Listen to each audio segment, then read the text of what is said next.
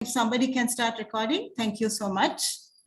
So good morning again to all of you, and my apologies for keeping you waiting.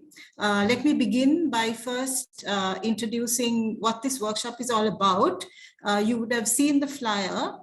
This workshop actually came out of a discussion at one of the Faculty of Arts Ethics Review Committee meetings, where we felt that it would be a good thing, that it would be important for us to raise awareness in the Faculty of Arts about issues of ethical considerations and the importance of being aware of ethical considerations when you do research. I have to say that I'm really happy to see so many participants here today, because this shows that you have an interest in finding out how to be ethical as researchers, and that is indeed a very encouraging sign for all of us, not just for me, but for all of us in the Faculty of Arts Ethics Review Committee.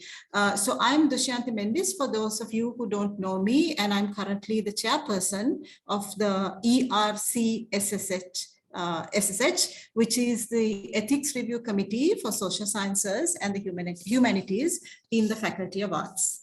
My presentation today is titled The Importance of Ethics Review for Social Sciences. It should have followed a presentation by Professor Godwin Constantine from the medical faculty, but that's all right. I'll start off, and then Professor Constantine can pick up from me once I've finished.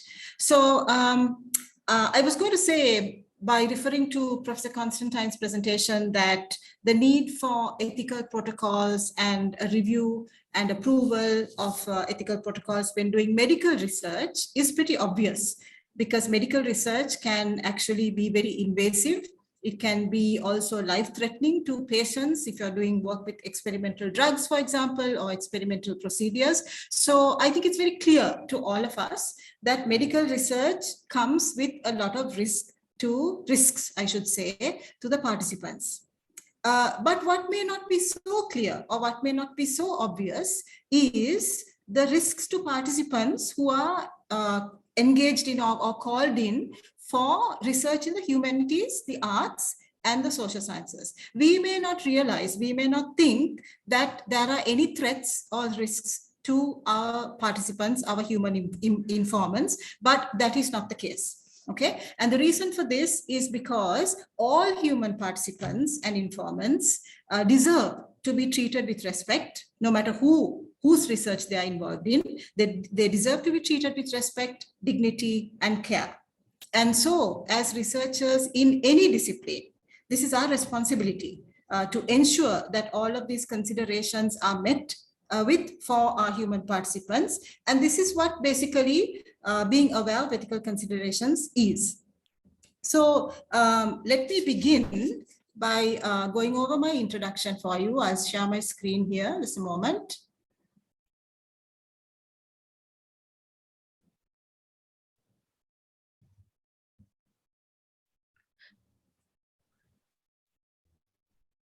And let me put that on viewing mode. Okay, so I'm assuming that everybody can see the screen.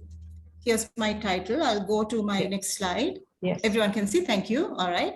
So here's the outline of my presentation. I will talk about informant populations and three particularly important informant populations: students, children, and vulnerable groups. Then I will talk about ethical considerations for each of these three populations. Then I'll talk about special protections, and finally, well, I'll talk about ethical considerations and special protections together, and then I will finally talk about benefits to researchers. So here, let's start with using students as your informants. I'm a linguist, again, for those of you who don't know me, which means that I work with language, anything to do with language research. So the use of language, how people learn language, the difference between languages, etc., etc., and also things like language testing. So in my research, I have to work with human informants. I have to work with human participants a lot. So for me, and very often when you're talking about language teaching, you tend to think of your students. That's obvious, isn't it? I mean, that's who you teach, and therefore that's the population that you want to do research on and research with. So many of us, and I don't mean to say that this is unique to me, many of us in the Faculty of Arts probably do research with their own students, because that is one way of improving your pedagogical methods. It's one way of furthering knowledge of your discipline. There are lots of reasons why you would focus on your own students as your research subjects, right? So there's nothing wrong with that. I want to make that very clear. I'm not by any means saying that you should not use your own students as your research subjects. But when we do so, there are certain things that we have to be very careful of and that we need to understand. The first one is what I have on the slide here, and that is using students in your research means that you are dealing with what we call, what researchers call a fiduciary relationship. And a fiduciary relationship, very simply, is one in which the two parties or the two people are not equal in terms of power. In other words, one person is more powerful than the other, or one person has more power over the other, right? Therefore, it's an unequal relationship. However, in a fiduciary relationship, the more powerful person is entrusted to protect the interests of the less powerful or dependent person. Okay, so this is what you have to keep in mind as researchers if you are using students or any vulnerable group in your research as human participants. Obviously, the fiduciary relationship is central to the teacher-student teaching-learning environment, because we all know, particularly in countries like Sri Lanka, that teachers have a lot of power and influence over students, and teachers are looked upon as, you know, sometimes almost like gods, and teachers can't do wrong, and students are very nervous about teachers, and so on and so forth. And of course, because we have so much control over our students in terms of how we treat them and how we interact with them in class or over a Zoom call, what we do when we mark their papers and their assignments, whether we pass them or not, all of these things are tremendously powerful. It's tremendous power in our hands, which the students are very aware of, right? So that's what the fiduciary relationship is all about.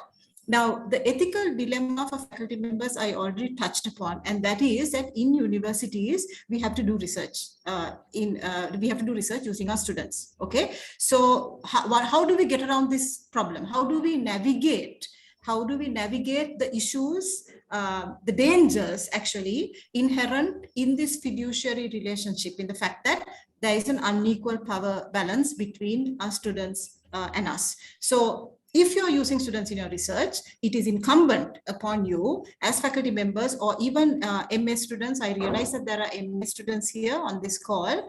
You may be teachers yourselves in your own institutions, and you may be using students as your research informants, or you may be using a vulnerable population, or you may be doing research with children. Doesn't matter what it is, but it is very important to use strategies to reduce your participants' vulnerability and to be aware of the fiduciary relationship.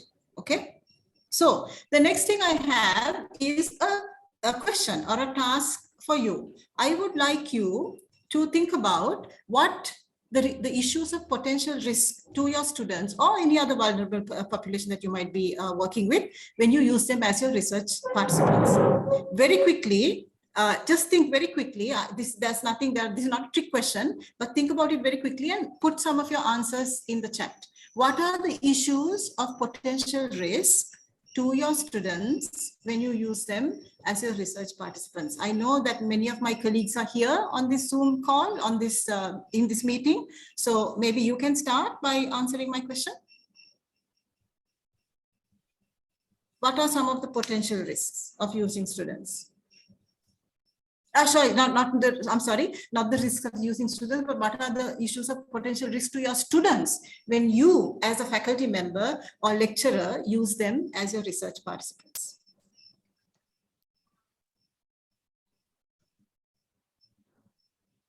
You can take a few minutes to think about that. And let's have some of your answers. Okay, I noticed something in the chat already. Very good. Dr. Chandran, disclosing their personal opinion about sensitive issues. Yes, you may be asking them to do that, and that's a tremendous risk. We'll talk about that in a minute. Thank you for that. Anyone else? Economic risks. Ms. Hassan, can you explain what you mean about economic risks?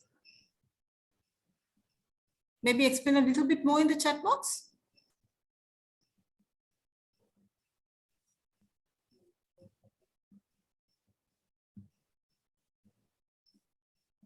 Anyone else while we wait for Ms. Hassan to respond?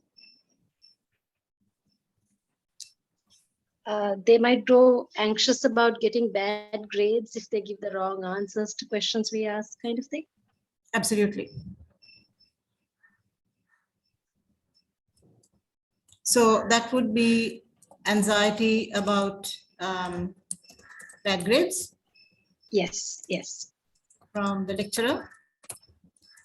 Yeah. Or teacher? Yeah. Yeah, this is, yes, okay. This is a really good one. Students may feel obligated to respond in a particular way, knowing you are responsible for the grades. Yeah, exactly. And not only knowing that you are responsible for their grades, they may also not want to appear to be stupid or, say something that might be embarrassing. So this is an invasion of their privacy, isn't it? I mean, it's an invasion of anybody's privacy when you ask personal questions in your research. But when you are asking your students these questions, because they are a known quantity, they are known to you, and they probably have kind of a respectful relationship that they have established with you, they may not want to be accurate in their responses. So that is also that is very true. So they may feel they obligated to respond in a particular way, not only because they're worried about getting a bad grade, but because they feel shy or embarrassed about what they're saying. Okay. Yes. So Ms. Galapati, yes, accurate information will definitely be an issue.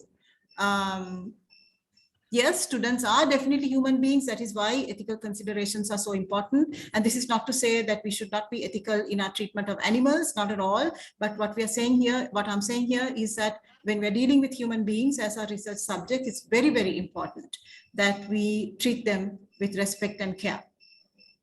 I think this comment here is about the qualitative aspect of research, unlike in the sciences. Yes, you're asking for opinions, you're looking at human behavioral patterns. Yes, that is correct. Let's see what else is there in the chat.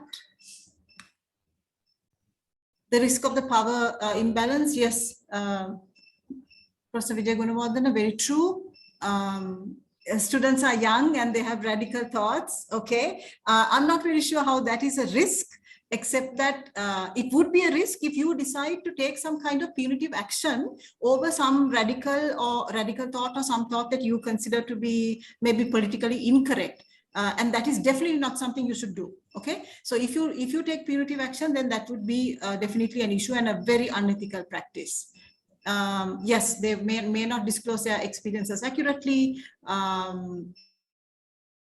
And let's see, your image of the student may change depending on the student's response, and that may affect how you treat them in the future. Yes, that is also true. Okay, these are all excellent examples of the potential risks to your students when you use them as your research participants. All right, so let's move on to some of the risks that have been just a moment. Some of the risks that have been given in the literature. Let me just move this visual to a side so it's not blocking my screen.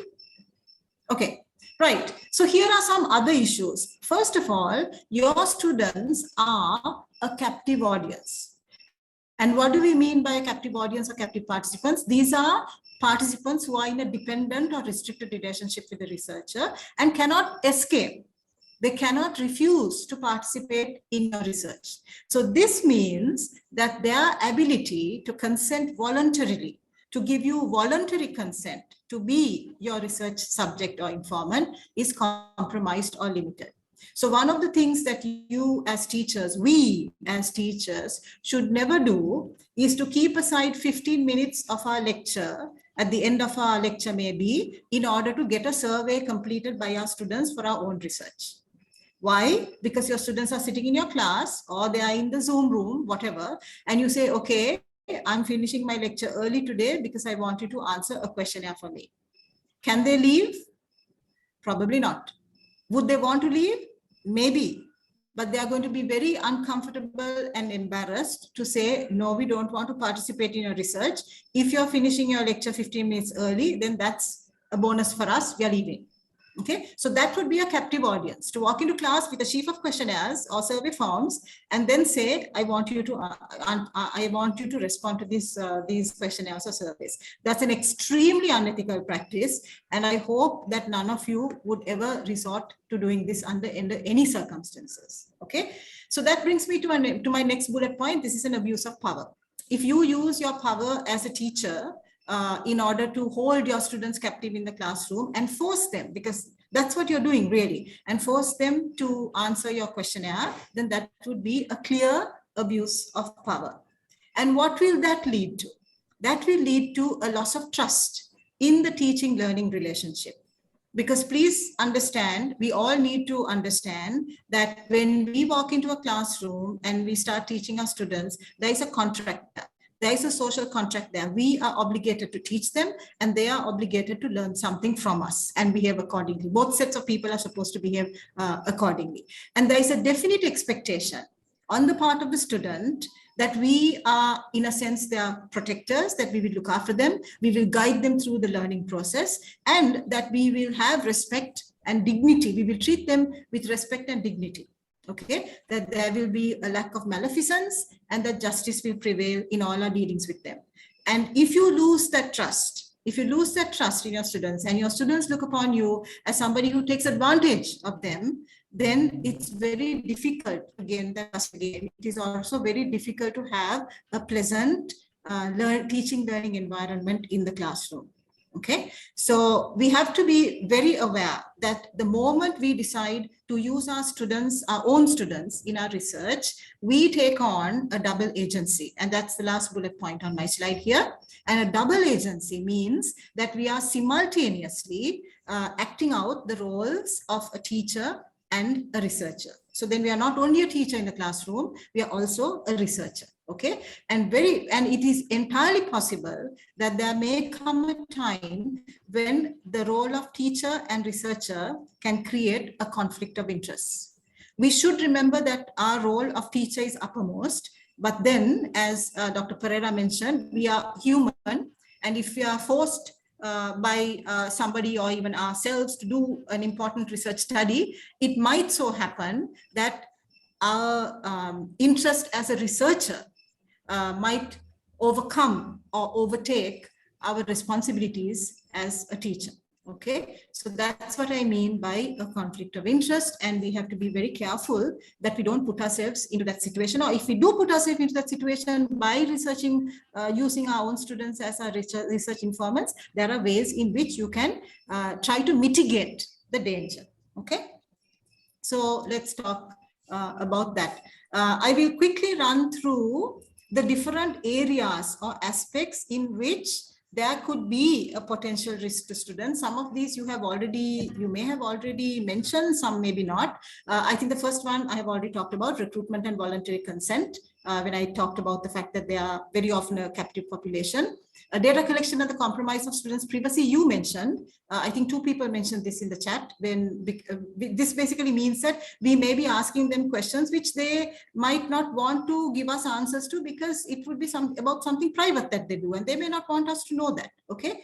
The third one, collection of observation data without students' knowledge and consent. This is very dangerous. You can very easily fall into this trap, but please don't.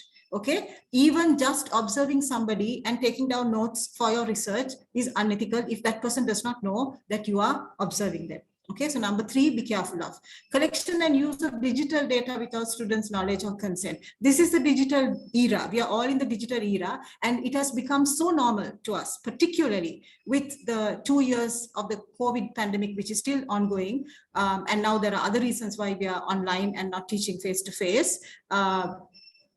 The digital data has become something very ordinary. So we don't think twice before we decide to use emails, WhatsApp group messages, I don't know, Instagram posts, whatever, without consent.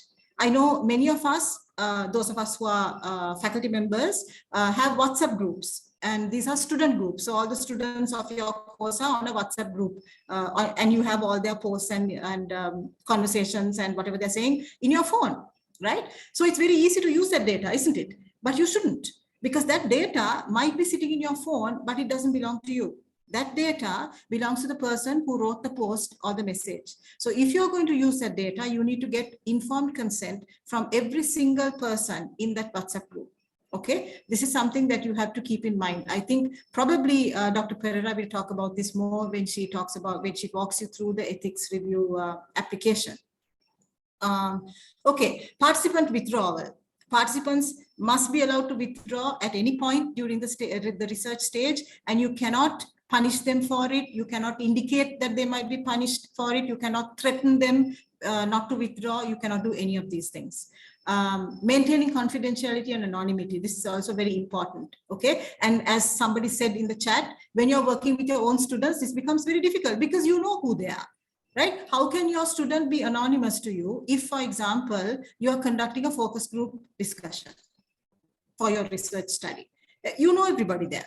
The one way that we can maintain anonymity is if we use index numbers. So if you are using student data, like a final assessment or test scores or something like that, of course, we can't use them without permission.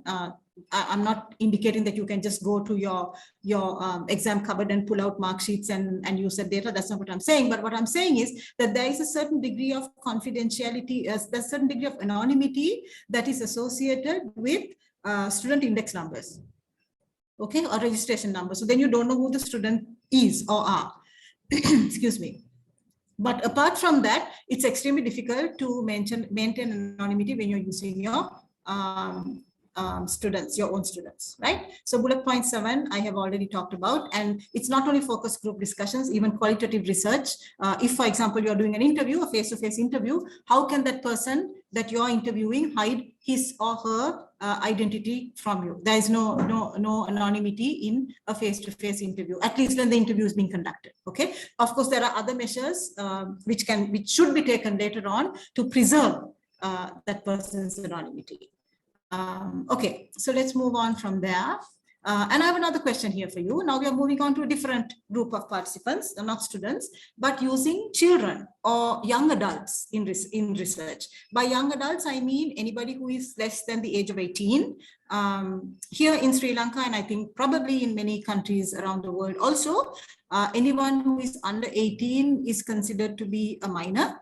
And therefore, issues of consent are a bit more complicated with that group, that particular population group, than it is with somebody who is over 18, right? So here we are. So I have 2 questions for you. Just think about this. First of all, if it is a child, if you're doing research with children, 2 central principles of consent that you have to keep in mind is, first, whether child participants truly feel free to volunteer or refuse to participate in your research.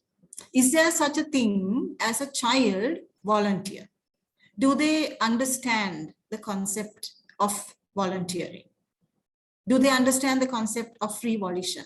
Do they understand the concept that they can refuse to participate in something that an adult is asking or telling them to do?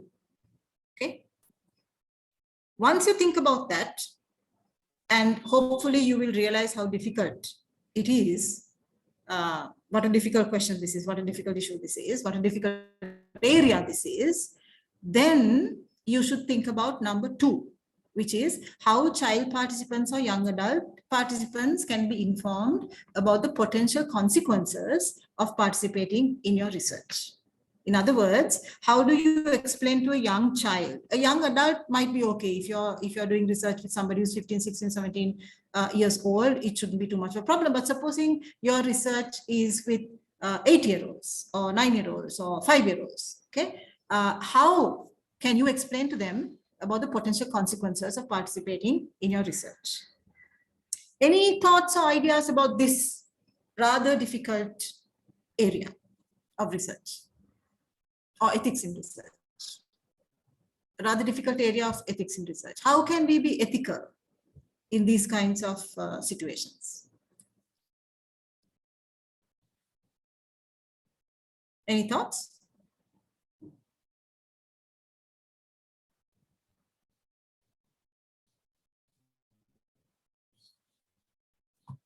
I'm not sure if anyone is doing research with children. Correct. So yes, Mr. Nakon, yes. What you would have to do is to get consent from a parent or guardian. But there also you have to be careful, because the parent or guardian might be saying, okay, but the child might not want to do what you're asking him or her to do.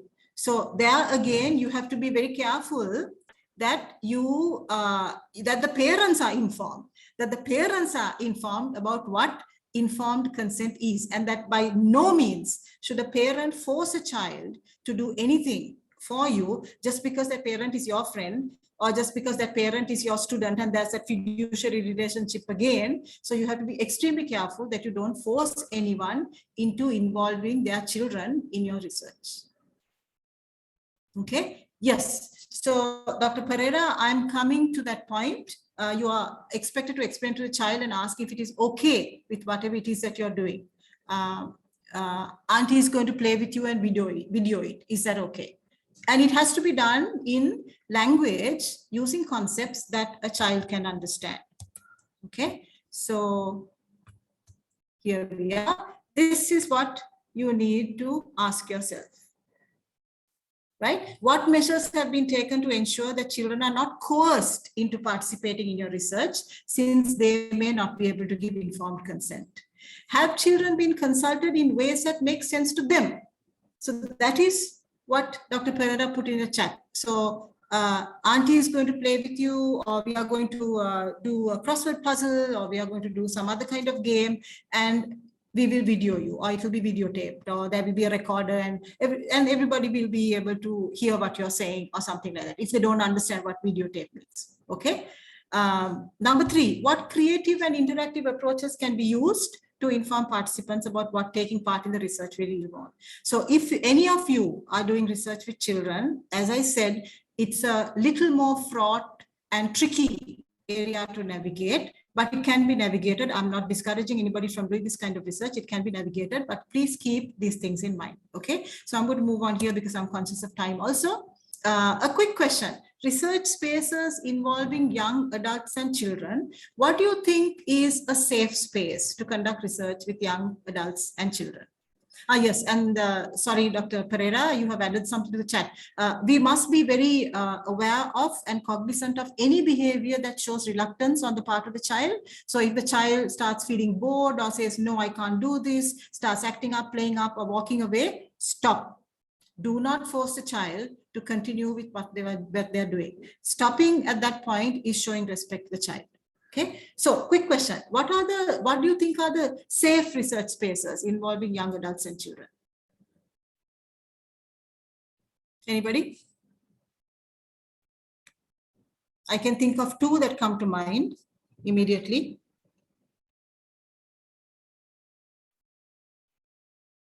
Anyone? What's a safe place for a child or a young adult? Because remember, your research participants also must feel safe, right? They should not be stressed. They should not be subject to any kind of stress in any way. Yes, I think the first thing that comes to mind is their home. I mean, that would be the safest environment, I would imagine. Okay, but let's see what kind of problems or what kind of things we need to be careful about in terms of their home. Okay, now this is the issue. When conducting research with adults and children in their home environment, the trusting atmosphere of the home may contribute to children and parents or guardians or carers consenting to take part without fully considering the infringement of privacy in their home lives. Because don't ever forget that if you walk into somebody else's home life, I see another comment in the chat in school, I'll get to that in a moment. The moment you walk into somebody else's home, that is an invasion of privacy. You are infringing upon a very private space. Okay, so you have to be extremely careful. Excuse me. These are the things that you need to ask yourself. Okay, first of all, the adults might have concerns about you walking into their home, right? So you need to address those concerns. You need to make them comfortable. Number 2, very important, have you discussed boundaries to the research in the home environment? Example, where and when data may or may not be collected. You should do that. You should have very distinct boundaries in terms of your research space in the home. Okay. Next. How can parents and carers and children be involved in research about their home lives? Sorry, that's a bit of a redundant question because I've already asked that question. What are the gains and losses of encouraging adults and children to collect data in the family home? As I said earlier, the gain is definitely that they will feel comfortable. The children, for sure, right? This also applies to elderly populations, which was another population group I was going to talk about. But the losses are that it will compromise their privacy. It is an infringement upon their time. So as a researcher, it's up to you to make sure that you try to lessen, reduce, or mitigate that infringement of privacy as much as you can. Okay, so moving on from there, using elderly persons, I think I'm just going to skip this because it's pretty much the same. These are elderly people in care homes. I know that in the faculty there are people, my colleagues in the Department of Sociology, I think in particular, who do research with elderly persons. I'll skip this because I know we are running out of time and there are two other presenters. So I'm going to skip this. It's pretty much the same as the previous slide. And anyway, I'll make the slides available to anybody who wants them. Okay, research in educational or institutional settings. Somebody said school, right? This is important because very often, I do want to spend some time here on this slide because very often we do research in our own educational institution, right? So it could be early education, it could be secondary education, or it could be higher education settings like in a university, or it could be some other community space like a library or care home or hospital or whatever, right? When you're doing research in any of these areas, it's very important to find out about and respect each setting's own regulations and legal requirements regarding child and adult participatory consent. This must be addressed in addition to the ethical requirements of your own research institution. Okay, so what I'm trying to say here is that if you're doing research in your own research institution, there's only one set of rules and regulations that you have to worry about. However, if you're doing research in some other institution, then you have to be careful that you pay attention to both sets of ethical guidelines or protocols. Okay. Oops, I'm sorry, I didn't mean to do that. Yeah, okay.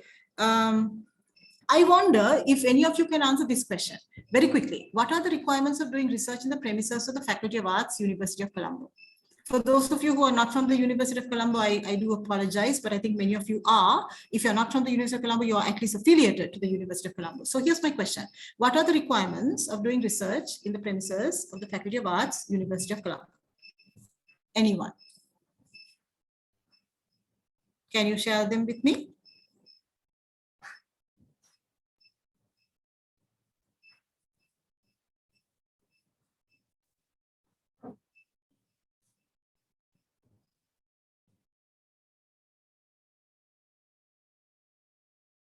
Are there any requirements?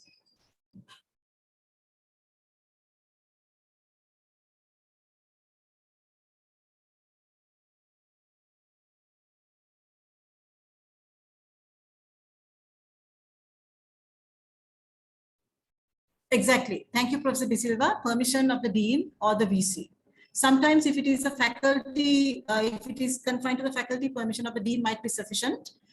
If not, if you are looking at more than one faculty, definitely permission of the vice chancellor is required.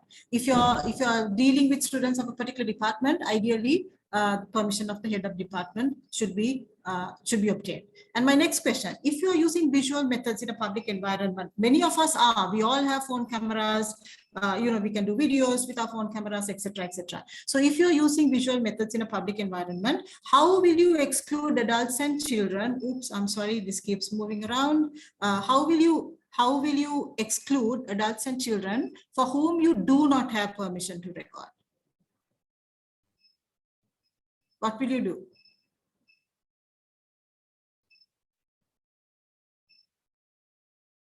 Or are you just going to say, oops, they got into my viewfinder. Oops, they are in my photograph. Or oops, I can hear them on my tape.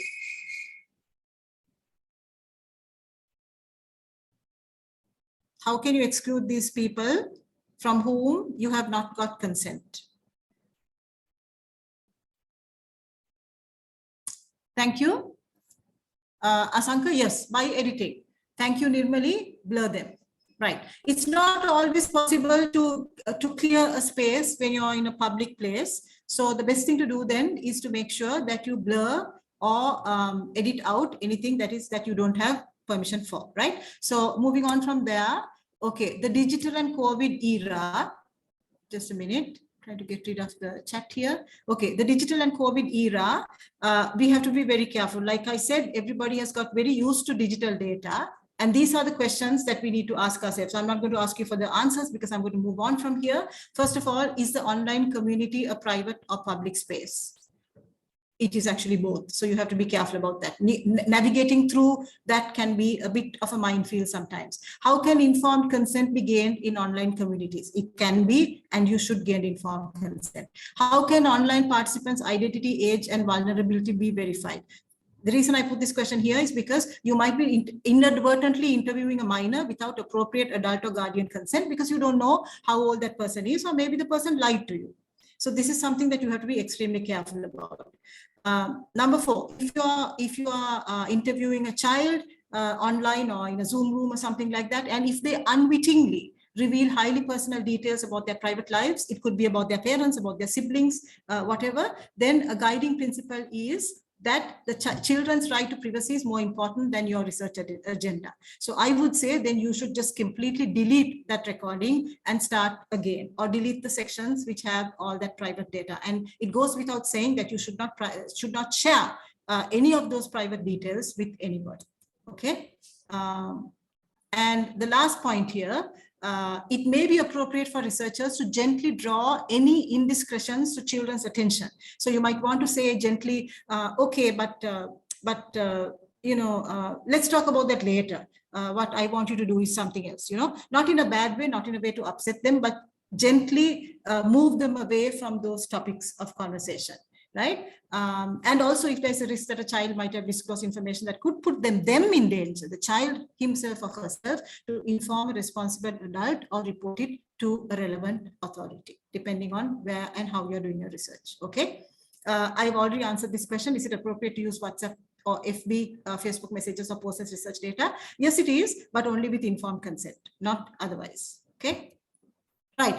Okay. Finally, got to the end. Here's the benefit to researchers. You might be wondering, okay, why am I going through, or why are we being asked to go through all of this, and why are we being given this long explanation? Okay, what is the benefit to us? Well, I would say the most important and the most obvious benefit to you is your own self-respect and the sense of your own integrity. If you follow these ethical protocols, you know that you have not even inadvertently caused harm or distress or unhappiness to anybody. And I think that's very important as responsible researchers, and definitely as responsible academics. So that's one thing. Your own conscience will be free.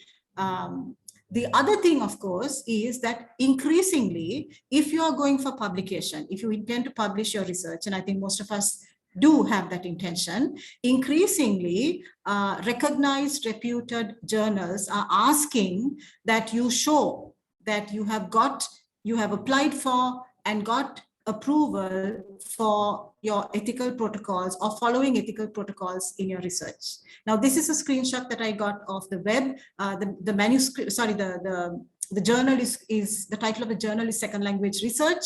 I picked this up because this is something that's close to my own research, and it's something that uses human participants. Now you can see this is a British journal, and you can see in the third line it says, this is under manuscript submission guidelines. It says this journal is a member of the Committee on Public Ethics. Okay. In other words, what that means is that this particular journal subscribes to whatever the Committee on Public Ethics says has to be followed in terms of ethical protocols in research. So if you submit a paper to this journal and you haven't followed the correct ethical protocols, if you have not got informed consent from your participants, the chances are that your manuscript will be rejected. So this is why it's extremely important that from the get-go, you get the required consent before you start your research. So the Committee on Publication Ethics is registered in the United Kingdom. And what does it do? It has the aim of moving the culture of publishing towards one where ethical practices becomes the norm. If you weren't aware of this, please take note of this. I know that in Sri Lanka, we have been a little bit behind in recognizing this and accepting this. The fact that the culture of publishing, the culture of research, both of these are moving towards one where ethical practices become the norm. So I'm going to end here by saying, please pay attention to ethical practices in your research, and please make sure that you don't end up in a situation where you can't publish your research, you can't do anything with your research because you forgot to get ethical approvals at the beginning. So that's the end of my presentation. I just have a slide, my reference list, and I'm going to stop here because I know I've taken a lot of time. So thank you very much for your patience and attention. Thank you, Professor Dushyanthi.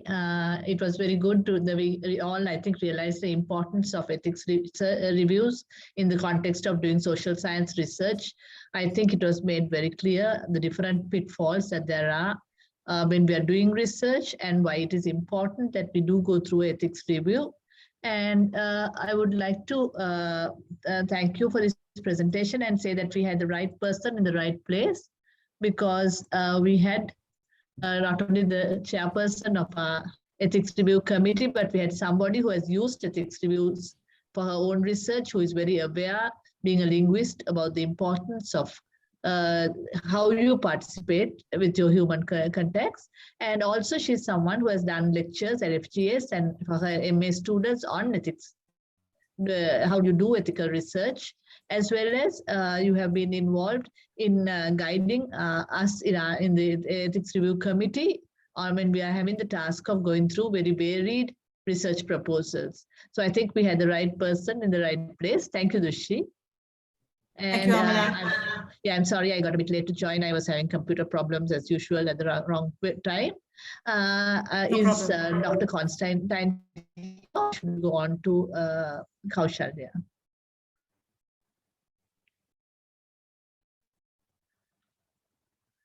Dr. Constantine, are you here, or shall we go on to Kaushalya? Yeah, the third presentation is actually looking at the issue from a practical point of view, the ethics review committee, how you can, the application procedure. It's been done for us by Dr. Kaushalya Perera, who actually, we were very lucky, came into our committee when she was the director of postgraduate studies. She herself has had a lot of experience with using ethical approaches, working with children. I think she has the most challenging of researcher roles when it comes to ethics, working with children. Anyway, doing research with children is challenging, but the ethical aspects make it so much more challenging, as Dushyanthi made it clear to us. And she's also now the secretary of our ethics review committee. So Kaushalya, I think I'll open the floor to you. I think maybe Dr. Constantine, Professor Constantine will join us later. I'll check on that from Fareena. Fareena, let me know what's happening about Professor Constantine. And Kaushalya, the floor is yours now.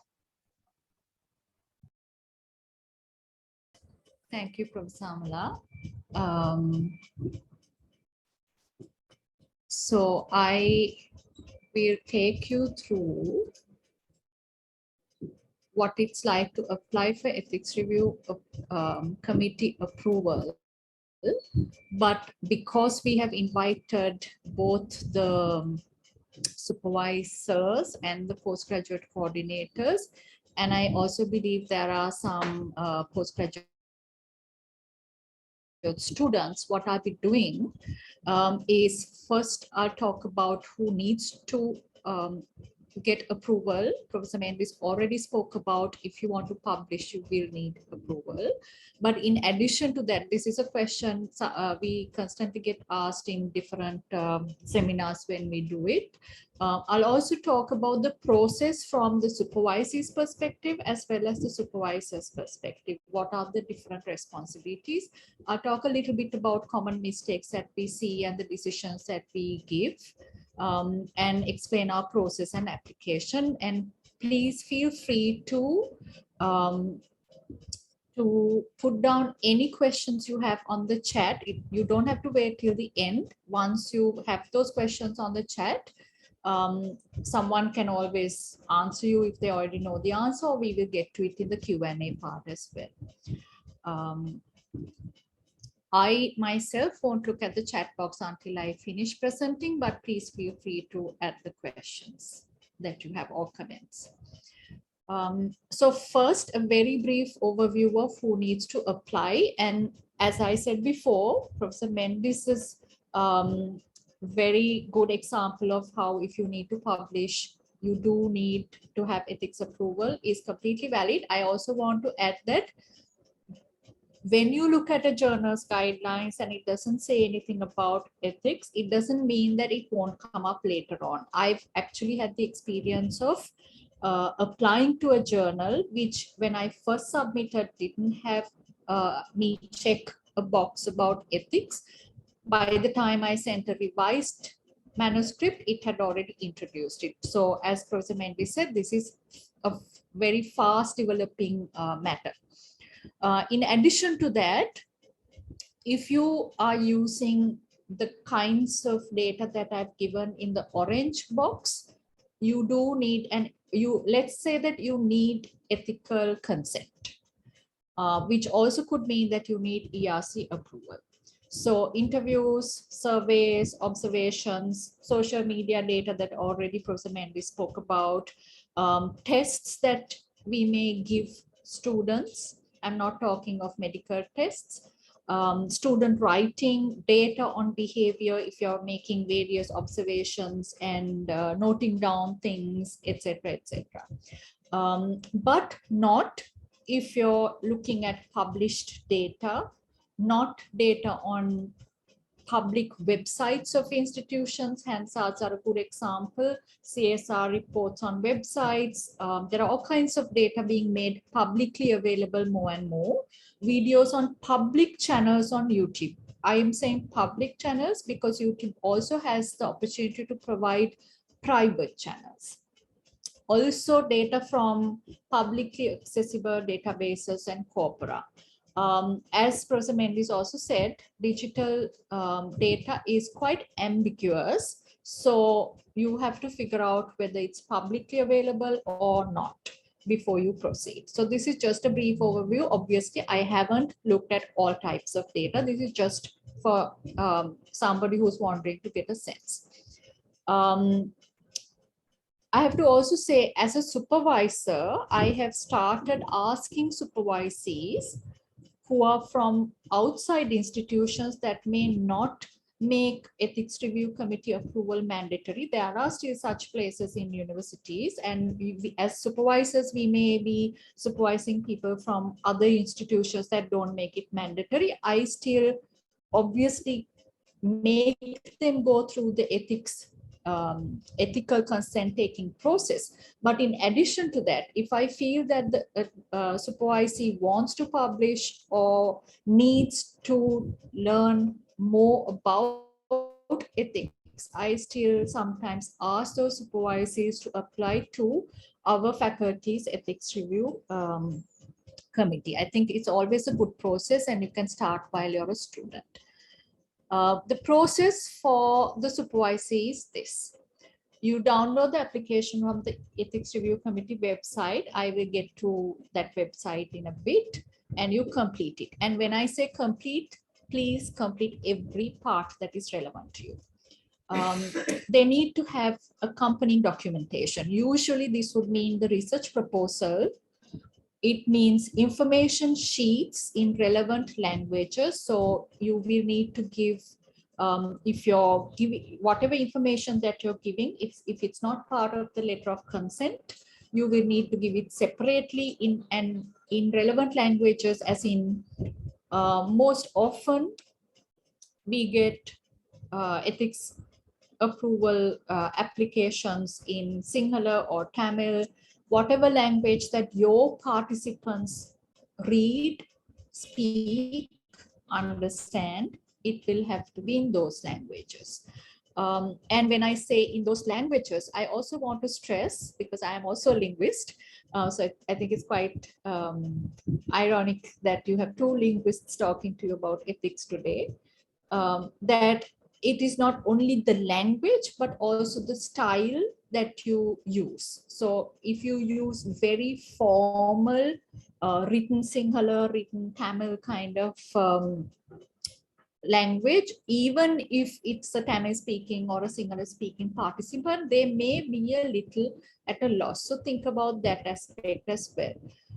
Data collection instruments, all your data collection instruments have to be here. So if you're planning interviews, the interview protocol or the interview schedule, whatever you call it, if you're doing a questionnaire, the survey has to be here, etc., etc. Anything. If you're doing observations, it may be good to say what you're observing for, all of those things. If you're using an interpreter or a transcriber, please have a confidentiality agreement ready. The Ethics Review Committee website also has a template that you can use. And the payment slip. So that's the accompanying documentation. Once you have paid and submitted the application and the necessary documents, you send it by email to the Ethics Review Committee and you send a hard copy to the Dean's office. About a year ago, I think we still asked for 4 hard copies. Now, given the move to the digital and because of all the issues that people are having and travel and transport and paper and also the environment, we have reduced the hard copy to 1. And we also have made a slight change, which is that we start reviewing when we have the complete set of documents by email. But within the span of a couple of weeks, at least, you need to submit the hard copy to the Dean's office. So when review comments are sent, once the committee sends you the review comments, you will revise and submit again. The supervisee gets letters notifying both statuses. So when we send comments saying, here are our comments to you, please revise and submit, or if we say, here are our comments, we can't give approval until you really clarify these issues, you will get a letter saying that. Once everything is complete, you will then get a letter saying, we have approved your study. So you will get both letters. The supervisor, your supervisor, does not get a notification unless in the application, the supervisor has said that they want to be copied in those. So in that sense, we are going with the rule of respecting the applicant's privacy. At the same time, as you will notice, the supervisor will have to know what you write in the application. So here's the supervisor's responsibility. That part was the supervisor's. As the supervisor, you will guide the supervisee through the process of producing required documents. Now, a lot of the time we get informal conversations, people say it's a lot of work. Actually, for a supervisor, this is usual practice. You will already be talking to your supervisee about the documentation that they use for data collection. As supervisors, we do that. So here what happens is though that it gets completed ahead of the time that you planned, maybe with the supervisee, because it has to go in with the ethics review application.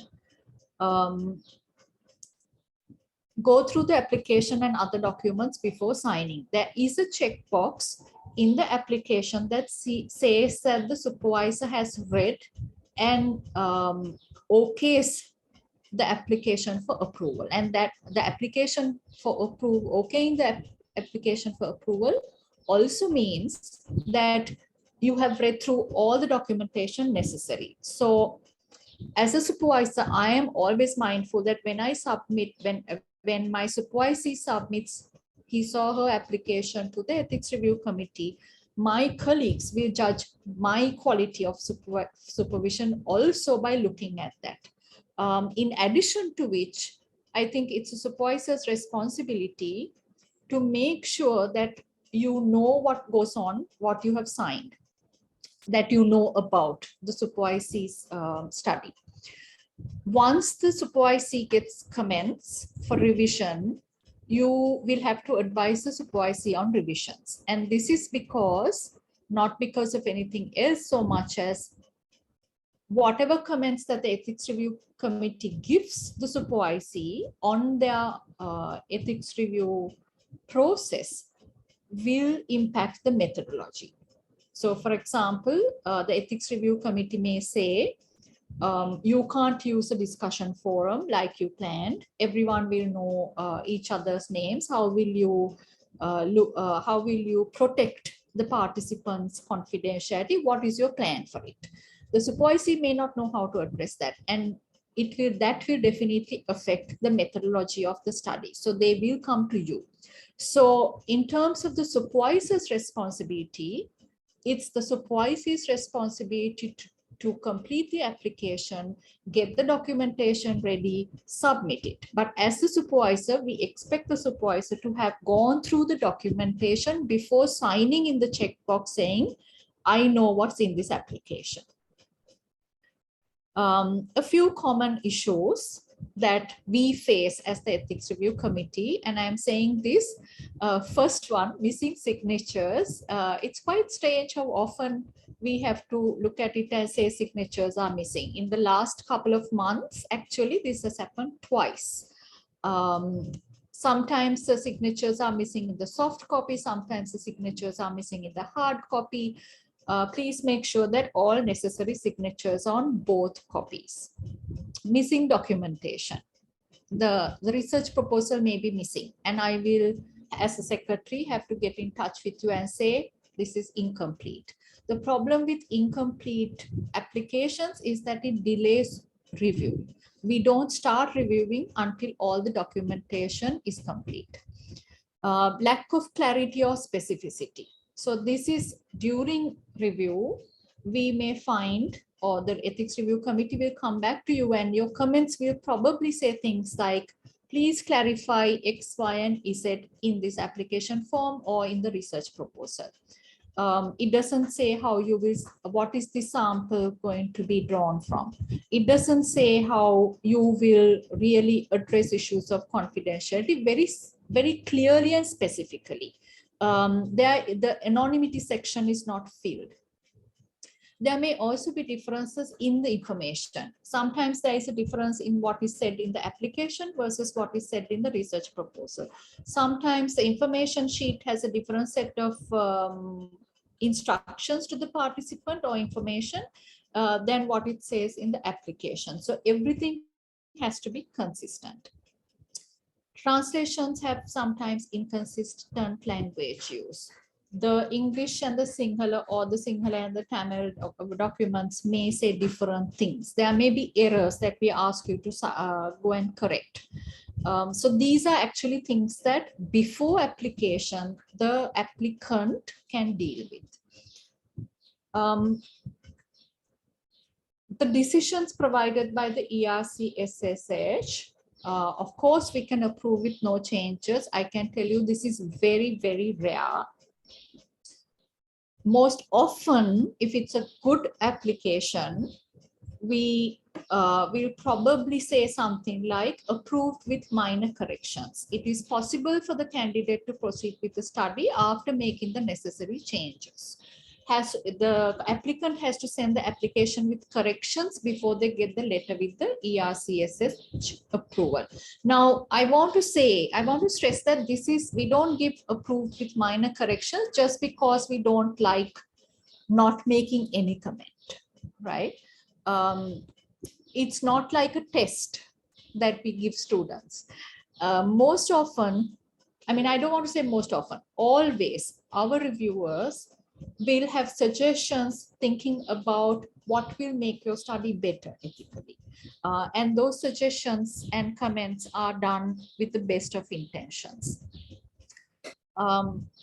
Sometimes the letter says major revisions necessary for approval. And it may also say this study is approved conditional to these changes. In these cases, the applicant does not get an approval letter until they have submitted a revised application and it has been reviewed and approved. So the applicant gets a whole set of comments and then we will go through it again and then say, yes, this is fine. It has adhered to or complied with everything we've looked at. So that's fine. And then we will say, we will all agree, the reviewers, and give you a letter of approval. I also want to say that you don't always have to agree with every change that is requested. Sometimes we may not have understood the application properly. Sometimes you may not have written the reasons for making such a particular choice in terms of an ethical decision or a decision that affects ethics. And in that case, if the applicant writes to us in the revision stage and says, this is my revised application and this is why I have said I am keeping data for this long. That's just an example. Then we will of course take that into consideration. We don't require slavish adherence is what I also want to say. So these are then the kinds of decisions that we make. There is also the possibility that we will reject, but we rarely also reject because our desire is to make sure that you do the study, but in an ethical way. So that's what usually happens. I also want to quickly share our internal process, which is that once you submit the protocol and the documentations, I, as the secretary, send it to be reviewed by a subcommittee. Not everyone reviews it, but a suitable subcommittee, and the subcommittee is chosen based on a general expertise on the methods that are involved or an area of study. Reviews are discussed at the next ERCSH meeting. Our web page gives you the dates of our meetings for each month. The applicant is then notified of decisions and we send communication and comments and the letter. If revision is necessary, the applicant sends revised application. We then do the whole process again and we give you a letter approving it if it's approved. If not, there may be further revisions. This is rare though. Our typical timeline, if you and we both keep to the timeline, it's 2 months. But I have to say, this will depend on a few things. One is incomplete, whatever those common mistakes, the first two that I spoke about, incomplete documentation, incomplete applications means that I won't be able to send it to be reviewed early on. The Ethics Review Committee website also says that we need at least 2 weeks to review. So if, for example, you send it in the middle of the month, you won't catch that meeting of that month, it will be the next meeting. Sometimes applicants also need a little time to take into consideration the comments that we have made and may skip or need a bit of time to revise and resubmit it. So that also may take time. Personally, I make sure that my supervisees have about 3 months before data collection is ready to start so that they can go through the ethics review committee's issues without feeling panicked about data collection. Having said that, I also have to say there are times when our reviews get a little late because all of our reviewers are conscientious and also have a lot of other work. But we do try to make sure that you get your reviews on time. This is the last step I'm going to do. I'm going to show you the application. And what I'll do is I'll share the links and the websites. So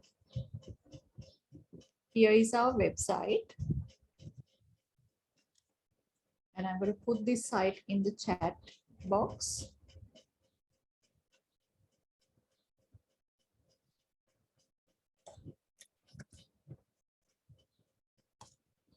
Put it in the chat box. It's in the Faculty of Arts website, but if you want to Google it as ERCSSH University of Colombo, you'll usually get to this. It has as much of the documentation and help that we can possibly give you, but we are very happy if you feel that If you want to give feedback about things that can be fixed, things that are not very good, etc., please feel free to do that, and we will attend to it. Here's the application form. We have guidelines for preparing and submitting the application. Download the application form. That's the form itself. We have guidelines for the consent form.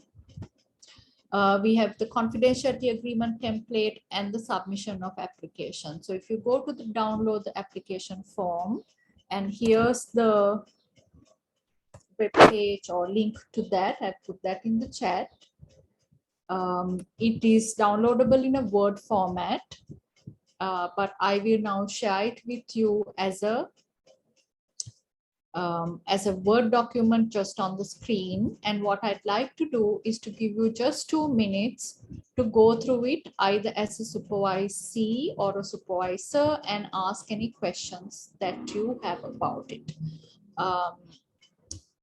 So you will notice that it's a lot of boxes, but please read carefully. We have something about the research project title, time frame, etc. We have institutional affiliations for the principal researcher, that is whoever is conducting the study. We have sections for co-researchers and assistants. We ask if you're researching vulnerable groups. This may be, as Professor Mendis said, groups that you have a fiduciary relationship for or with, or any other kind of vulnerable group. This section is if you're a postgraduate student or an undergraduate student, as the case may be. And here is where you sign as the supervisor. And you will see that we say ERC application and documents read and approved, yes or no, and signatures. And then here are various other sections that you will submit. We are still, this part is not yet up, but this is another change we are trying to do so that the process is easier for applicants. Then we have questions about data transcription.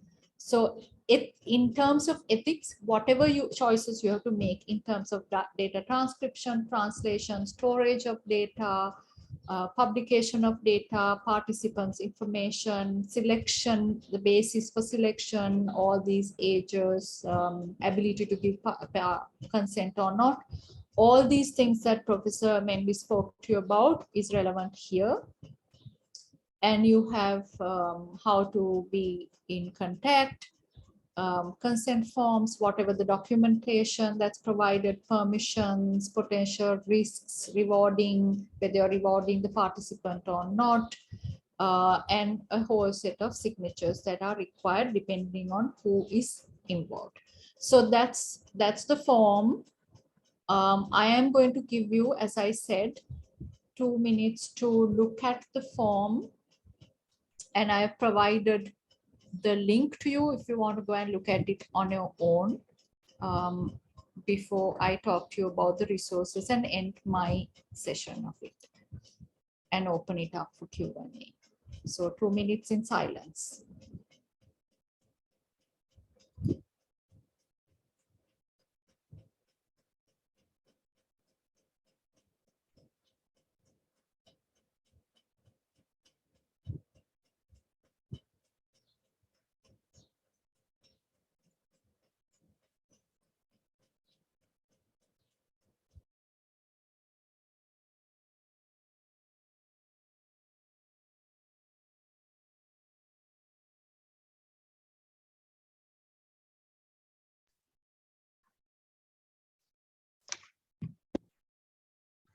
Kaushalya, why don't you scroll it down while people wait?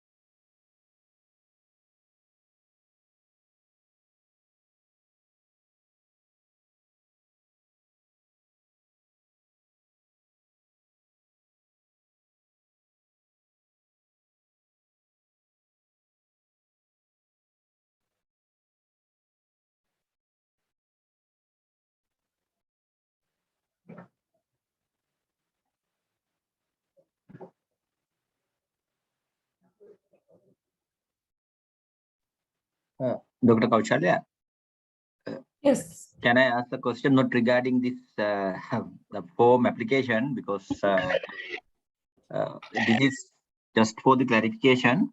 Yes. One of my students is waiting to do a research on monks Ayurvedic who are working as Ayurvedic doctors. Okay. Monks. Yeah. So such occasions, do we need to take ethical clearance as well? So how we have to handle this kind of? What is the data I think would be useful to know? According to my understanding, it just started to discuss with me. Right. It is something the monks who are working precisely. I said better to focus on one district or one province. If it is not so, it is difficult to manage. Yeah. So then he wished to collect information. He wished to visit those centers and also check their history, how they got the qualifications, and also what are the process going on So at present and so on. studied With the deep interviews as well. Okay, so then Yeah. definitely, yes, they do need ethical consent. I would suggest ERC approval. Okay. Okay. But I want to also say that for me and my supervisees, it's always a good way to get feedback on the methodology from experienced researchers. Always nice, no, to get feedback from others. And as I said, we don't. I really want to say that whatever comments we give is not done in a way that would mean a hindrance to the person doing the study, but as a way of trying to say, how could you do this better? Oh, okay. Okay. Thank you. Thank you. Okay, so here's we come to the end of this. The last thing I want to share is resource in terms of resources for the supervisee. This is the postgraduate seminar series that the Ethics Review Committee and I did some time ago. It's the Ethics Review Committee's postgraduate seminar series playlist. I would really I really like this as a resource. So my suggestion is, if you're somebody who's trying to put together an ethics review approval, like the application, the first one, getting the ethics review application right, is a really good resource because it goes through each of these sections in the ethics review committee application in detail. And of course, if you, or the rest of it is all specific things, but this first video is quite useful. You can see that actually, if you go to it, you see that about 340 people have already viewed it. So it's a fairly regularly viewed thing.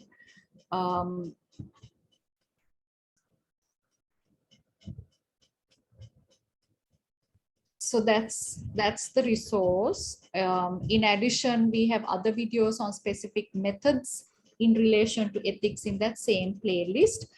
So please feel free to use it. You will also see in the Faculty of Arts YouTube channel another video which is about researching in, I think it's across and within disciplines.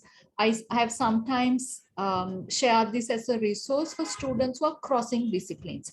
We know now that, unlike a long time ago, maybe there are more and more postgraduate students whose first degree is in, or even their masters, if they're MPhil PhD students, are actually from another discipline, and sometimes completely from a very different discipline, like from medicine to history, or medicine to demography, or commerce and management to arts. So in that sense, because there are so many disciplinary differences, I have kept also sharing that particular video where people, experienced researchers from different fields have come and shared the research differences within each discipline also as a resource. So the Faculty of Arts has several research videos up, and I would encourage using those as resources if you're a supervisor, and as a resource also if you're a supervisee. Thank you very much. That's all I have. But as I said, questions are very welcome. Thank you, Dr. Kaushalya Perera, for a very crystal clear explanation of the application procedure. And I'm really glad you made it clear to everyone that what the Ethics Review Committee does is to try to provide constructive criticism. And for those of you who wonder why methodology is also part of the concern of the Ethics Review Committee, it is because when you are doing research, if you do research that is not very useful, it's not very well thought of, or if there are any problems in the research design, that would actually create a lot of issues in terms of ethics for the researcher, the participants. Their time is being used up, and at the end of the day you get a research study that is not of particular importance. So it's very useful, as Kaushalya said, to get some opinions from other persons, and that can be easily done when you put in your application for the ethics review to be considered by the Ethics Review Committee. So Professor Constantine,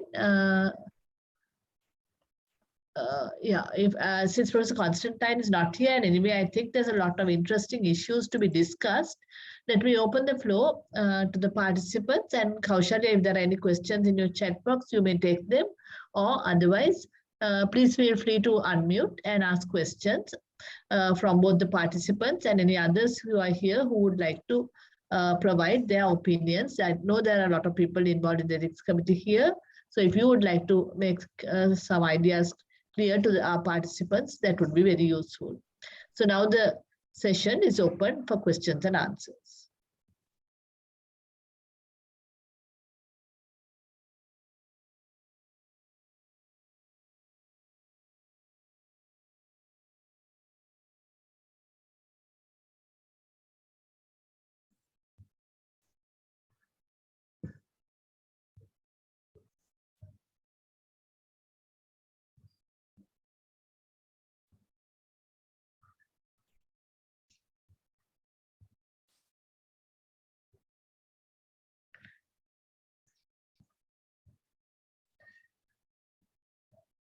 I'm sorry we don't have Professor Constantine with us, because we are very keen on having him to give us the perspective from another discipline, from the medical sciences, because that is where the ethics reviews first had their origin.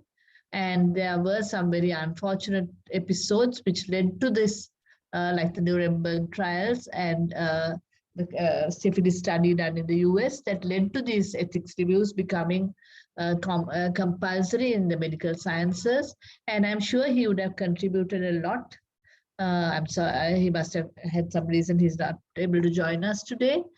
So let's make use of the time by discussing some other issues. May I start the ball rolling? Professor Dushyanthi, can you, while you were making your presentation, I was thinking about the issue of assent and how relevant assent of 15-year-olds or 12-year-olds is in the context of Sri Lanka. What would you say? Thank you, Professor Amala, for that question. When you say assent, do you mean agreement? Could you clarify that question a little bit for me? Sorry, we talked about consent and the fact that if you are dealing with children, you normally get consent. And quite rightly, you said the child should actually be consulted as to whether they want to be part of a study and, to do the activities related to the study. Yes. When we are dealing with, young people having to fill out questionnaires, maybe they are over 15. In the West, it's over 12. Parallel to the consent form, they have something called the assent form, where they are also, the whole thing is laid out for them. And you have to couple it with the parents giving consent, but the person who is over 12 years is given the chance of giving assent. Now in Sri Lanka, there's a lot of debate as to whether we should think about assent. Is it relevant? And should the age be 12 or 15? So that was my question to you. Thank you. Yes, thank you. As far as I know, we don't require that in Sri Lanka, which to me is a weakness in our ethical protocols, because definitely we should have, I mean, the voices of somebody of even 10, 8, 7 should be heard in some way. I mean, even if they can't fill out a form, there has to be some mechanism, I feel, where their voices, their thoughts and feelings are conveyed. As to what age that should be, I'm actually not, I don't think I'm qualified to give an answer to that question. I would say that that is an answer that should probably come from the child psychologist. We could also ask Dr. Perera to weigh in on this, because she is doing research. She's currently engaged in doing research into children. And my understanding is that they are very young children. At the Montessori level, I think. So, Dr. Perera, would you like to come in on this question? Yes, thank you, Tushi. It's this question is actually currently being debated in the kind of research that I am reading, which is to do with literacy and also digital literacy of children. So one of the things that is usually being said is that if children of at least 8 years old should give assent. Of course, all these questions are being discussed in the West, so I'm not too sure from here. But for me, 8 is still too late. I think children start. So in the study that I am doing with my co-researcher, Lihini Lilavira, they are Montessori students, but actually in the Montessori, we are looking at the teachers' practices. But we did study a family, and in the family, the child was, when we started the study, only about 1 year old. But throughout that study, there were and we didn't go in there because it was the height of COVID, and we didn't want to visit the home and endanger people in the family with frequent visits. So what happened was that the mother of the child did videos, but there were instances when the child just walked away. And because the mother and the father were both researchers themselves, it was very easy for us to say, if the child shows that they are not interested, we don't want anything being recorded at that point, etc. But I think there is, like you said, Professor Mendis, in your presentation, there is a strong sense of trying to oblige in our culture, which I fear may counter whatever the researcher says. But for me, that's why I said even 8 seems too late for me, because even by that we recorded things from the child for about 1 year, and throughout that year, the child very clearly showed instances where she was not interested in whatever was being recorded, even though it was the family setting.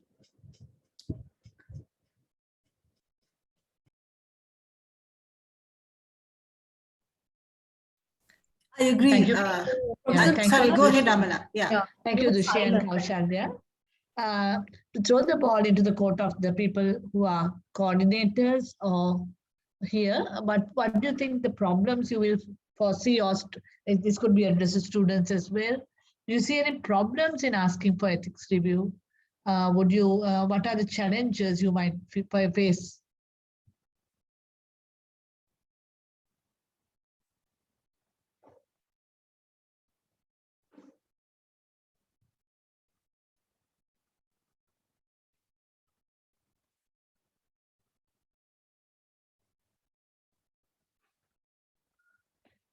Dushi, there's also a question on the chat box, I think, from Nirmali. Would you like to?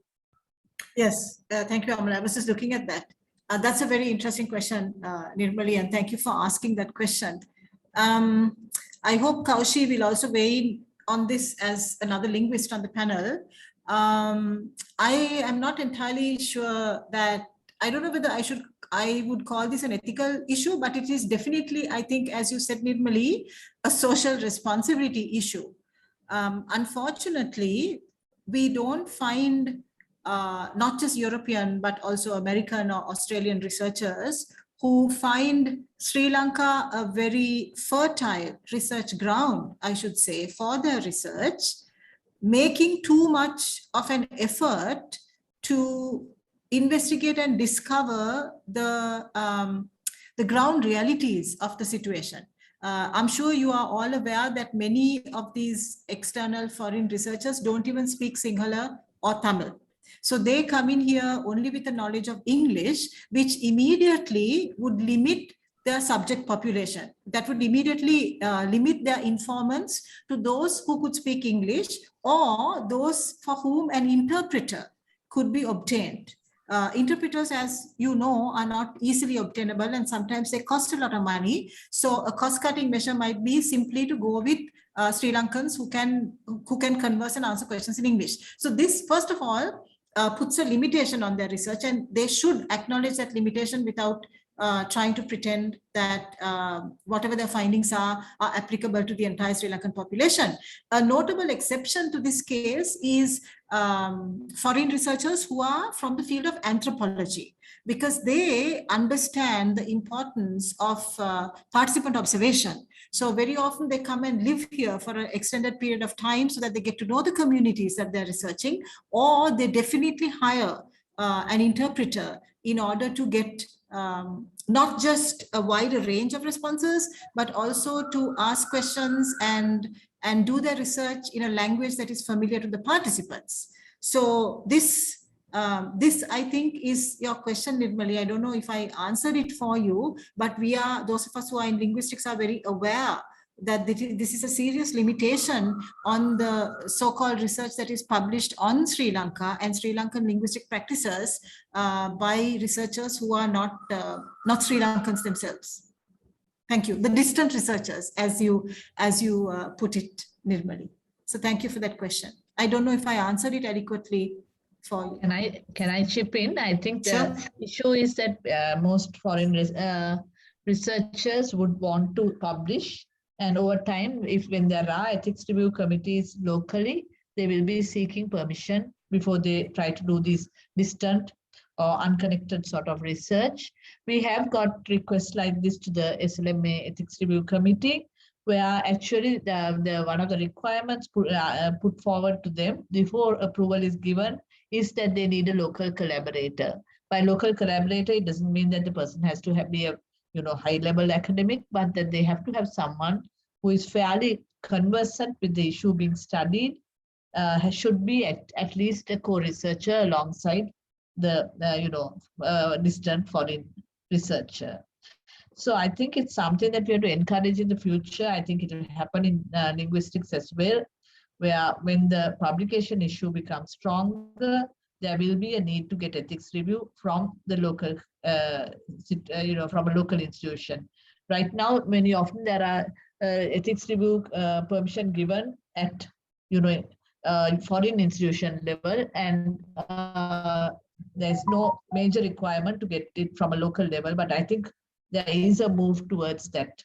So if that happens, we can be a little bit happy that there will not be research done by people who don't really understand either the language or the social context, and then published as being from Sri Lanka.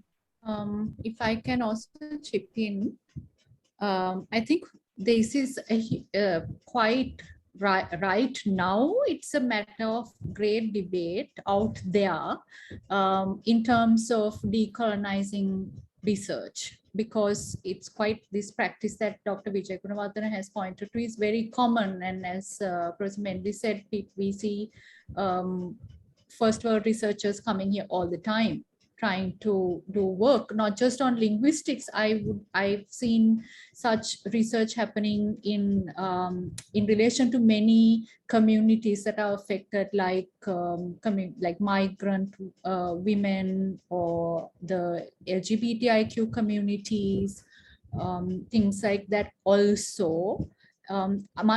I know one of the things I read for in a journal, if the person has done research in another community, is the language issue. And more I've seen that there is a description or a disclaimer.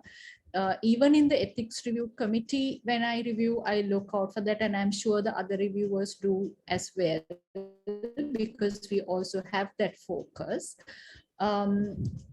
personally, I now refuse to collaborate with any foreign researcher or any other local researcher who is working on a community that with language that they don't speak, because I think it's really disrespectful to that community to assume that they can just go in there and just get an interpreter, get the data and get out and analyze it and publish. Quite often the local collaborators do a lot of work but are not even acknowledged, and sometimes local researchers can be marginalized, but the foreign researcher has a lot of publications in the field without even knowing a language of the community, even if it's not the language itself that they're researching. But I also want to draw attention to something that once when this was discussed at an anthropology conference, Michael Silverstein, who's a linguistic anthropologist, said the only exception to this that he considers is when there is no researcher in that local language. So, and he was talking about communities in Latin America who are very small, who don't have let's say people from that community in universities or somewhere. But even then he said, if the language is not studied at all, at the first instance, maybe an outsider can research, but that part of the responsibility of the researcher is also to encourage others in the local community doing research. Sorry, may I wanted to just ask, thank you so much, Professor Mendis, as well as Dr. Kaushalya, as Dr. De Silva. It's Nadira actually. I'm sorry, I thought I felt bad. So because I also did my master's in linguistics, and I think this is something I grapple with, and I wanted to ask Professor Mendis as well as Dr. Perera. And something I saw with European linguists, and some did not, like Professor Mendis explained, didn't really have that knowledge of the sort of L1 spoken in those countries. But I was thinking along the lines of, if someone was to conduct a research that involves going into a different community, is there a way that can be done? For an example, I think Apsara University, who's also a former student of University of Colombo, was doing something along the lines of looking at the Samoan community in New Zealand, as well as the Sinhala-speaking community in New Zealand. And she was learning Samoan. I mean, she's not there with us anymore to sort of explain how she went about it, but I wanted to ask Professor Mendis as well as Dr. Perera how, if at all, if anyone can actually pursue that, or if it's not advisable, as Dr. Perera pointed out, to actually go into a community, get the data and come out. And that was something that I grappled with. So I wanted to ask the panelists about that.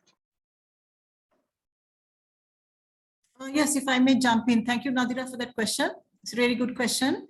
Like I said, I would say that participant observation is the way to go, where you go and live with that community and become a participant for two reasons. One is then you really get to know the community, and two, they start trusting you. Because that element of trust is very important for you to get accurate responses, or even for you to observe authentic behavior. Because as you know, you take a recorder or a phone and you go and sit in front of somebody, their behavior is not going to be natural, right? I mean, to get that kind of natural behavior which you want, they have to be comfortable with you. So you mentioned someone going to Samoa and learning Samoan. That is actually the correct way to do it. I have a former student, you may know of her, I don't remember when you graduated from the university, Nadira, but this is Nimasha Malalasekara, who is currently doing research on Sri Lanka's Adivasi community, also known as the Vedda community. She came to Sri Lanka and she lived with them for 2 months. She learned the language, which they call colloquially Vadibasava. She learned the language, she became accepted as a person, as a member of the community, and that's how, and she's still in touch with them, even though she has returned to her home university to write up her research, she's still in touch with them. And so there are ways of doing it. Just to respond to what Amala said about, what Professor Amala said about European universities or researchers requiring ethics approval. One of the problems is with the advent of language corpora, which are databases of recorded language use, they don't see the need to get consent from anyone, because a corpus is usually built after getting consent from whoever contributed the language, whether it's spoken or written, right? So that consent is already there. So then what happens with many of these foreign researchers is they go to the corpus and they just look at the data that's recorded there. They don't look at the socio-political historical context from which that data came, which gave birth to that data. So it's a very, very reductionist kind of finding, or the findings are very, they're not rich. I would say they're reduced findings that are finally put out. And I think that was a question that Dr. Vijay Gunawardhan was asking about being distant from the context. So it's unfortunate. Language corpora are a fantastic resource, and they have taught us, they have shown us a lot about language, but unfortunately they bring with them this, I don't know what to call it, this weakness maybe, or, you know, if they're not used properly, they can actually convey quite a different impression, I think, than they should. Thank you. Thank you, Dushi. And I think Kaushi had put up a comment on the chat box. I think the issue is that very often, we also touched about it on it earlier, about people doing multidisciplinary research. I think that is where a lot of weightage can be gained if you're doing multidisciplinary research by making it teamwork, and that way you are actually at least getting conversant with the socioeconomic and the sort of cultural milieu, which when you're working on it with somebody who is more familiar with that area. And I would just like to go back to Vimal's question. Vimal asked a very interesting question about whether someone who is planning to do a study on Ayurveda involving a group, the sample was actually monks, but they needed research ethics clearance, and Kaushalya responded very rightly to that question, encouraging him to get a review. Do any others have any issues they'd like to discuss about either about your own research or about research of your students? Is there any of our participants, would you like to discuss any particular issues? Amala, there is a question from Professor Netra Perera in the chat, which is, no, that's okay. I think that's a very pertinent question. She says most research students are keen to research on vulnerable children, that is institutionalized children.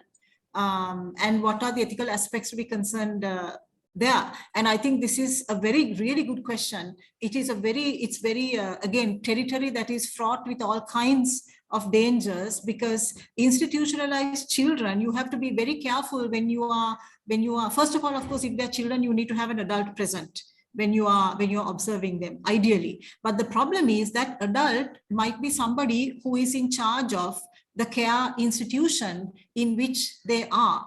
And what you might be wanting to ask those children might be, for example, how they're taken care of.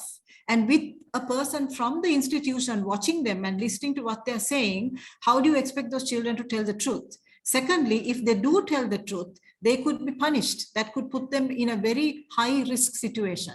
So if you are going to work with children, anybody, it doesn't have to be children, it could also be patients or residents in institutions of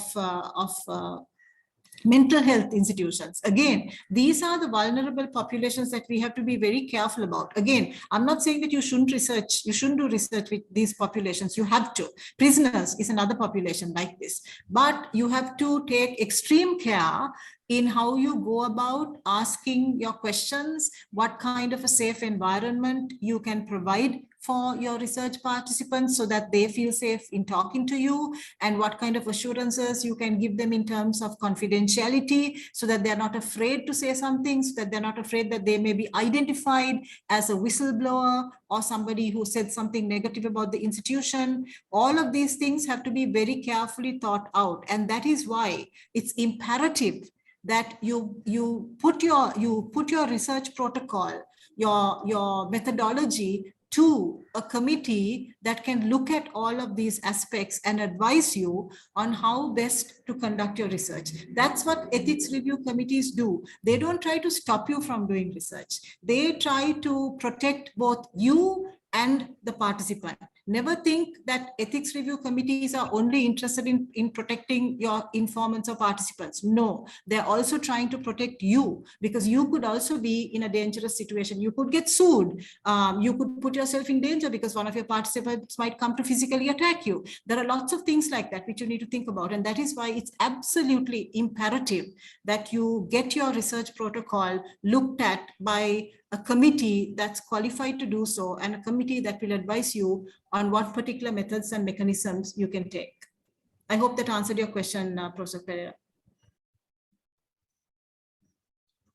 Yeah, just to add to what Dushi was saying, there was a study I know which they were doing with elderly people in elderly people's homes, and they wanted to talk to the elderly people, and then when they realized this problem that if they did it where they could be overheard, that it might create problems for the elderly people. So they actually, got some, plastic chairs, got a sort of location which was away from the home, but still they didn't have to travel. They couldn't really take the elderly people out of the home, but they got them into a garden, into a little sort of secluded place, so that they could talk to them and safeguard their privacy. With children, that would be difficult because you need an adult, but the supervising adult could be actually not someone from the home. It could be someone that the home approves of, but is yet an independent outside person. And the children, in the case of children, I think recording is a big problem, because when you record them, their little pictures are very identifiable. So maybe one safeguard is to not ask to record children, not videotape them. But doing research with children is important. But as Dushi quite rightly said, it's fraught with challenges. But Sonitra, encourage students to do the research, but being very careful not to let the children be observed or heard when they are making their comments.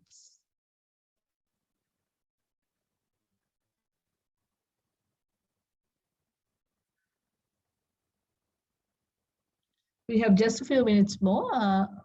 Please take the chance and ask any questions. We have 5 minutes more.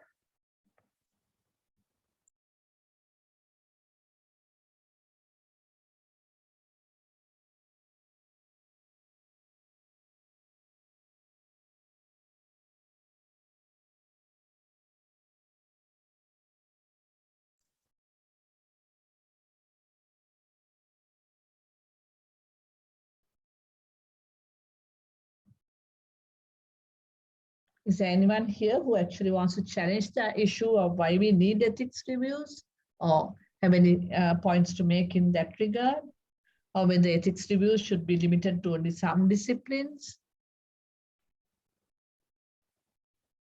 Because there is debate outside about, in other contexts, there is debate as to whether ethics review committees and ethics review is necessary for all disciplines or only for some, like clearly for medicine, but other disciplines.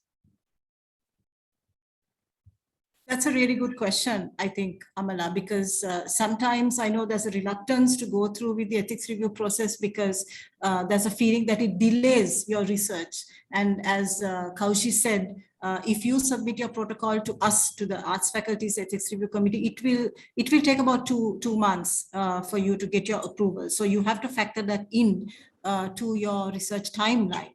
So that's a really good question as to whether we should go to all this trouble. Yeah, With quotation marks. Say the postgraduate Institute of Medicine, at the time of the research proposal being finalized, between the researcher and the supervisor, and it's often put to a board of study. At that same point, they encourage people to start on the research ethics review process. So so that you save time, you do it quite early on in the process. You might say things will change. If they change, then it's only a matter of getting approval for the changes, which is much less cumbersome than getting approval for the entire process. And at least you know that by and large, the process you're planning is appropriate.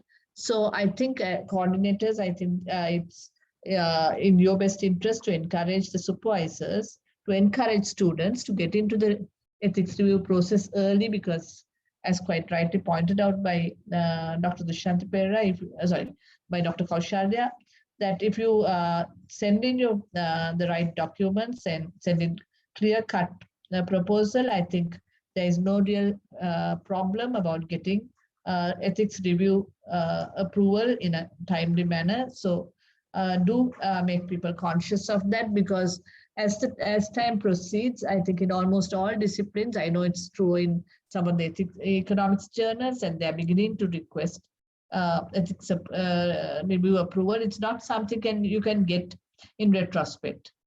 There is no way that the ethics committee can give approval retrospectively. So it's really important that your students get into the process, as we mentioned, in a timely manner, so that they can get the approval in a timely manner and end up with a study that is very sound and which is very ethically acceptable study, and which will also help them to go in for publications. So unfortunately, the time has come to an end, but I'm sure Dushi or Kaushi will be happy to be consulted if you have any questions through maybe email. And let me thank Professor Dushyanthi Mendis and Dr. Kaushalya Perera for having really opened our eyes to many of the issues that are involved with the ethics review, both the content-wise, what are the issues, why we should go for ethics review, and what are the vulnerable populations, how to deal with vulnerable populations, and very importantly, the practical aspects related to the study. I also should thank Dr. Fareena, because Dr. Fareena put in a lot of hard work getting this session together. So thank you, Dr. Fareena. And with that, Professor Kaushalya, Professor Dushi, Dr. Kaushalya, shall I bring the session to an end? Yes, thank you so much. Thank you so much. So thank you everybody who participated. It's been a pleasure to have so many people here today, because it has made the trouble taken by the speakers and Dr. Fareena, worthwhile that all of you are here. Please continue with the dialogue about ethics if you have any questions with the Ethics Review Committee or with the individual members, who I'm sure will be happy to answer your questions. Thank you. Thank you, madam. Thank you. Thank you. Thank you very much. Have a good day, everybody, and good luck with your research. Thank you. Thank you. Bye. Bye.